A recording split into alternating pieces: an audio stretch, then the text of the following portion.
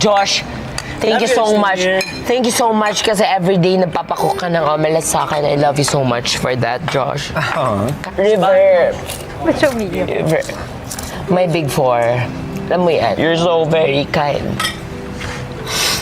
Alam mo, pinipray ko kay God nga sana mas like as kind ako as River. Kahit boys, gusto ko na maka-insert sa inyo talaga. Sobra. Hindi mo kailangan mag-insert, Kasmir.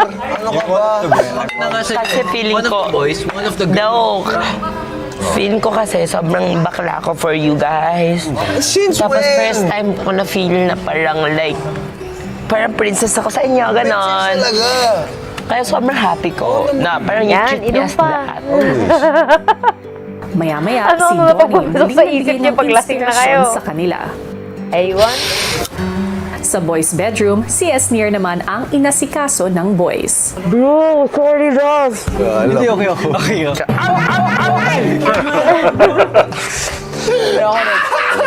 Nakakatawa pa, kuya. Nabangga pa ako sa cabinet. Inaway ko daw yung cabinet, kuya.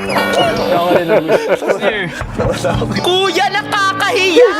May naanak na naman akong bagong skill dito sa bahay mo, kuya. Kasya pala ako sa cabinet mo, no? Grabe na ganya ako, bro! I think it's made for me. Literal na walk-in closet yung ginawa ko, kuya. Asan yung mga bagong damit mo? Ito na yun, bro. Ito na yun. Akin na. Hawakan ko na, ha? Sa baba. Ito yung... Nabukol ba ko? Hindi. Bukol? Wala. Wala nga. Wala. Check mo Si siya. Mga papi naman. Saan yung brief mo?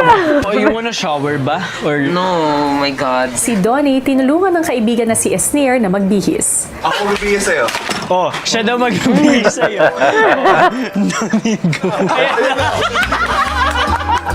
Oo nga. Oh, harangan natin. Oo, harangan. Harangan natin.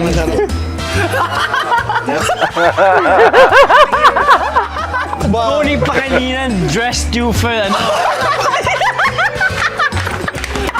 Tol, matutulog na ako, Tol. Good night sa inyo lahat, Tol. Si Donnie Pangilinan, kuya, the phenomenal superstar. Yung nagbihis sa akin kagabi. Si Donnie pa... Ano? Nakakayo. Yun yung hindi ko maalala, kuya. Grabe, matinding digital footprint yun, bakla. Sneer core! Sneer core! Sorry, bro! Parang... Yan, Ako lasing. na parang bata daw, kuya, ganyan.